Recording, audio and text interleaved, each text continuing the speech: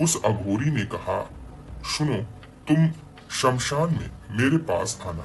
मैं तुम्हें काल भैरव जी का गोपनीय मंत्र दूंगा, जिसको जान करके और अगर तुम उसे करते हो तो अवश्य काल भैरव अब साक्षात दर्शन देंगे। रोज रोज की साधारण पूजा से ईश्वर कभी भी प्रसन्न नहीं हो पाता है, क्योंकि सूतर तरीके से होने वाली सहज वृत्ति वाली और साधारण पूजा केवल कृपा प्राप्ति करवाती है, सिद्धि कभी नहीं दिलवाती है। सिद्धि के अपने नियम होते हैं। उनकी बात को सुनकर मेरे दादाजी कुछ आश्चर्यचकित हुए और उन्होंने सोचा कि अवश्य ही मुझे अब इनसे गुरु दीक्षा लेनी चाहिए। उन्होंने अपनी पत्नी को बताया, यानी कि मेरी दादी जी को। उन्होंने कहा, आप तो रोजाना काल भैरव जी की साधना करते हैं, तो मैं भला आपको क्यों रोकने वाली हूँ। काल भैरव हम सब की रक्षा करें और उनकी कृपा हमें प्राप्त हो। जाइए, आप अवश्य जा सकते हैं। तब मेरे दादाजी उस अघोरी के पास पहुंचे, जो कि शमशान भूमि में जलती हुई चिता पर शराब की बोतल उड़ेल रहा था। उससे अजीब तरह की आवाजें वहां पर उत्पन्न हो रही थी। दृश्य भयानक था कि तभी उन्होंने देखा कि उस चिता में से एक जलती हुई लाश बाहर आ जाती है और वो हंसते हुए कहती है कि तूने आज मुझे कम पिलाया है, जल्दी से मुझे और पिला, मैं बहुत भूखा हूं। तब अघोरी कहता है, सुनिए, रुको, अभी तो एक और व्यक्ति आने वाला है, वो मंगाएंगे, उससे अवश्य ही तेरी भूख मिटेगी। तब तक मेरे दादाजी वहां पर पहुंच चुके थे। यह पहली बार उन्होंने जब अपनी आंखों से देखा तो देखते ही रह गए, और वह ज्वाला रूपी शरीर फिर से उस चिता के अंदर समा गया। अपनी आंखें मलते हुए मेरे दादाजी को समझ में ही नहीं आ रहा था कि उन्होंने अभी जो देखा वह सत्य था, जो कि अभी घटित हुआ वह कोई एक मायाजाल है। उन्होंने अघोरी को प्रणाम किया। अघोरी ने कहा, आ गए बच्चे, ऐसा कर, अगर तेरे पास पैसे हैं तो जाकर 7 बोतलें शराब की खरीद कर ले आ। तब उन्होंने कहा, ठीक है, मैं आपके लिए लेकर आता हूँ। और फिर वह चले गए बाजार की तरफ, जहां उन्हें 7 बोतलें खरीदनी थी।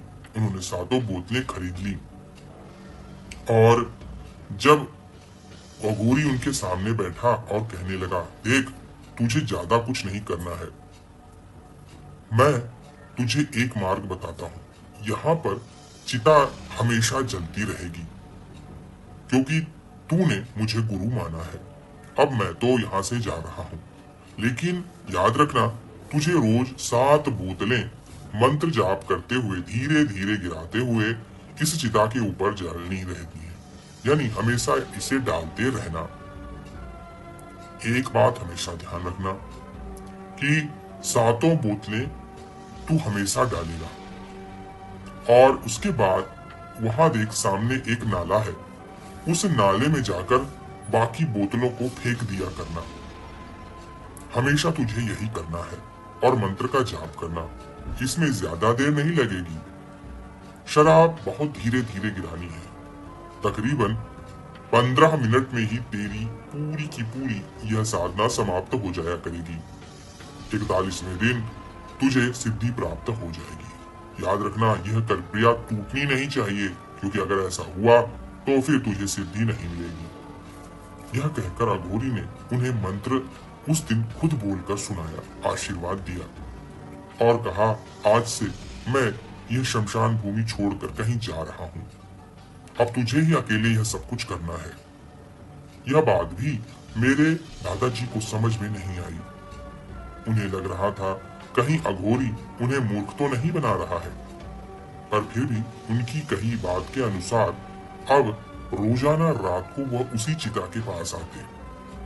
चमत्कारिक बात यह थी कि हर दिन वह चिता जलती हुई ही उन्हें मिलती थी, और वह यह देखकर हमेशा आश्चर्यचकित हो जाते थे। अद्भुत था वह रहस्य। तकरीबन तीसरे दिन के बाद ही जब वो चौथे दिन वहां पे आए तो उन्होंने देखा वहां पर एक काला आदमी बैठा हुआ है जो बिल्कुल कीचड़ से सना हुआ है। उसे देखकर मेरे दादाजी ने कहा, अरे गंदे, तू यहाँ क्यों बैठा हुआ है? तू क्या पागल है? यहाँ से हट जा और चला जा यहाँ से।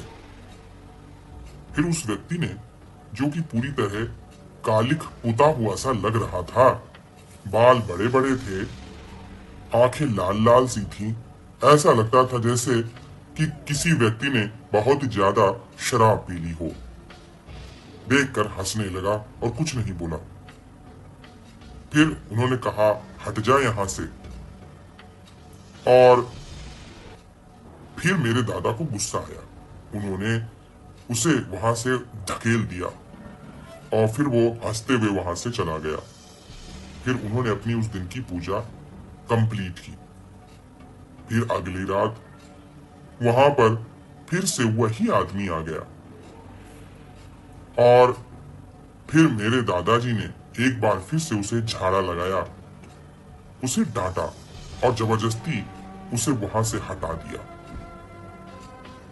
इसके बाद फिर अगली रात को वो व्यक्ति वहीं आ गया और अब की बार वह व्यक्ति कहने लगा, इतनी बोतलें रोज डालते हो, एक बोतल मेरे लिए नहीं ला सकता? मुझे दे, मुझे पीना है। तब मेरे दादाजी ने कहा, तू पागल है, तुझे मैं देकर क्या करूंगा? यह मेरे भैरव जी का आहार है, मैं उन्हें दे रहा हूं, तुझे देकर मैं क्या करूंगा? तब वह हंसने लगा और एक बोतल उठाकर भाग गया। यह देखकर मेरे दादा को बड़ा गुस्सा आया।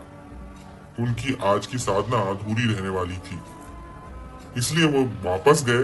उन्होंने एक बोतल खरीदी और अपनी 7 बोतलों वाली रोजाना की जो विधि थी उसे पूरा किया। अब अगले दिन जब वह वहां पहुंचे और साधना कर रहे थे, तब वो 6 बोतल जैसे डाल चुके थे, 7वीं बोतल फिर से गायब हो गई। उन्होंने देखा वही काला आदमी बोतल लेकर भाग रहा है, तो मेरे दादाजी गुस्से से उसके पीछे भागे और कहने लगे, अरे तेरी वजह से मेरी सारी साधना भंग हो जाएगी, रुक, नहीं तो मैं तुझे अभी मारता हूं। और इस प्रकार वो उसके पीछे भागे, लेकिन वह मिलने वाला कहाँ था। अंधेरे में हमेशा साधना होती है और वो भी शमशान भूमि में, कौन कहाँ निकल जाए कुछ पता नहीं। तो उन्होंने उस दिन जाकर फिर से बोतल खरीदी और अपनी साधना कंप्लीट की। इस प्रकार जब वह साधना खत्म हो जाती थी तो 7 बोतलों को एक नाले में डाल देते थे, जो कि पूरी तरह कीचड़ से सना हुआ एकदम काला नाला था, जैसा कि उनके अघोरी गुरु ने उन्हें बताया था। इसी प्रकार अचानक से वो व्यक्ति एक दिन फिर से उन्हें दिखाई दिया। तब मेरे दादाजी, उन्हें बहुत गुस्सा आया और उन्होंने डंडा लेकर उसे दौड़ाने की कोशिश की। वह उसी नाले के पास खड़ा हो गया। अब मेरे दादाजी ने वो डंडा चलाकर उसे मारने की कोशिश की, तो उसने दादा को पकड़कर उठाकर पानी में फेंक दिया और मेरे दादाजी पूरी तरह उस कीचड़ में सन गए और एकदम काले पड़ गए, क्योंकि कीचड़ इतना काला था कि पूरा शरीर उनका कीचड़ से सन गया। इसी रूप में वो घर पहुंचे। घर में उनकी पत्नी यानी हमारी दादी जी उन पर बहुत हंसी और कहने लगी कि ऐसे शराबियों के चक्कर में क्यों पड़ते हो? अगर वो चुराता है तो एक बोतल अलग से लेकर रख लिया करो, अगर वो चुराए तो चुरा कर लेकर जाए, तुम्हें क्या फर्क पड़ती है?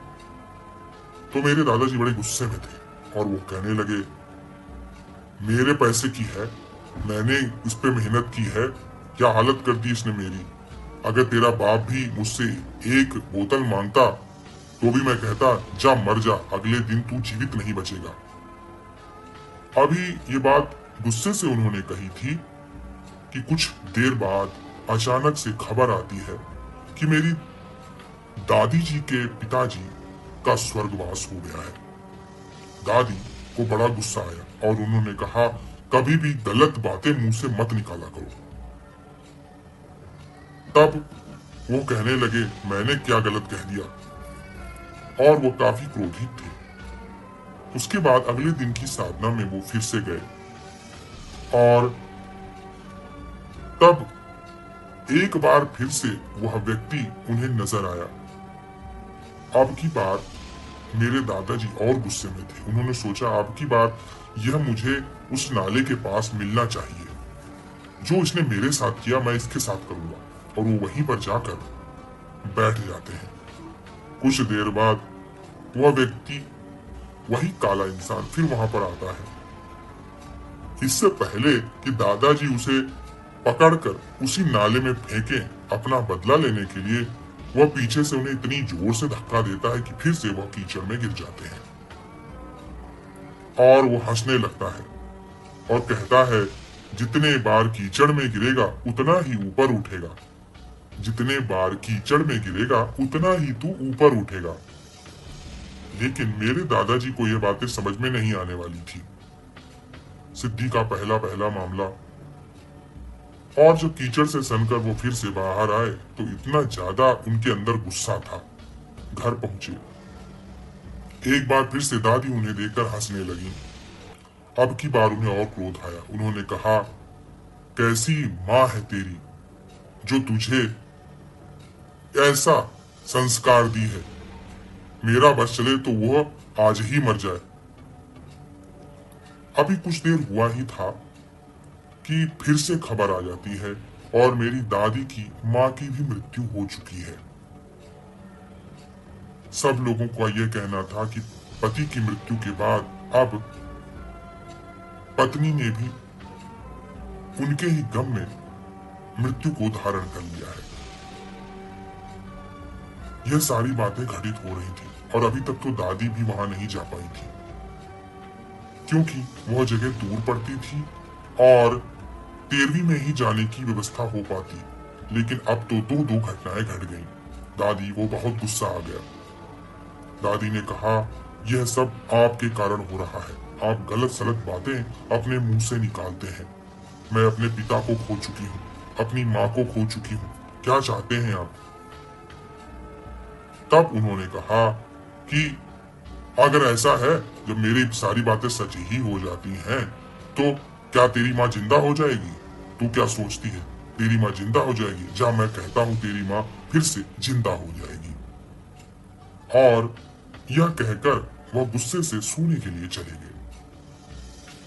उस दिन जो घटित हुआ वह अद्भुत चमत्कारिक था, क्योंकि अगली सुबह दादी को अपने मायके जाना था, क्योंकि पिता खत्म हो गए थे, माता भी खत्म हो गई थी।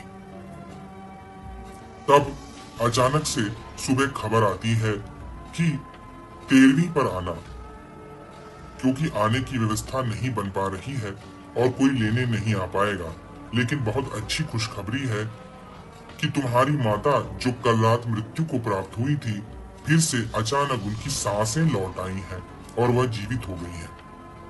यह बात जब मेरी दादी ने सुनी तो उनको अचरज हुआ इतना बड़ा कि उन्होंने दौड़कर अपने पति के पास जाने की सोची, जो कि साधना के लिए चले गए थे। दादी को यह बात पता लग गई थी कि जिस काले आदमी से उनका बार बार सामना हो रहा है वह कोई और नहीं बल्कि काल भैरव जी ही है। उनके चरण पकड़ने की आवश्यकता है। सिद्धि तो अब मिल ही चुकी है। और वह शमशान की ओर दौड़ने लगी। तभी दादाजी की एक बार फिर से बोतल चुरा ली गई थी। दादाजी अब यह बात पर बहुत गुस्सा थे और वह उसको मारने के लिए जा ही रहे थे कि तभी वहां पर दादी जी आ गई और उन्होंने कहा, यह क्या कर रहे हैं आप? आप अपनी साधना को ना पूरा करके उस व्यक्ति के पीछे बार बार भाग रहे हैं। यही आपके भैरव जी हैं। कि तभी उन दोनों लोगों ने स्पष्ट रूप से उस दिन नजारा देखा। वहां पर साक्षात काल भैरव जी अपने बहुत विशालकाय काले कुत्ते, हाथ में त्रिशूल लिए हुए, काले जटाधारी वेश में काल भैरव जी दिखाई पड़े। मुस्कुराते उन्होंने आशीर्वाद दिया कि तुम्हारे पति की वाक सिद्धि बनी रहेगी, लेकिन इसका दुरुपयोग ना करना।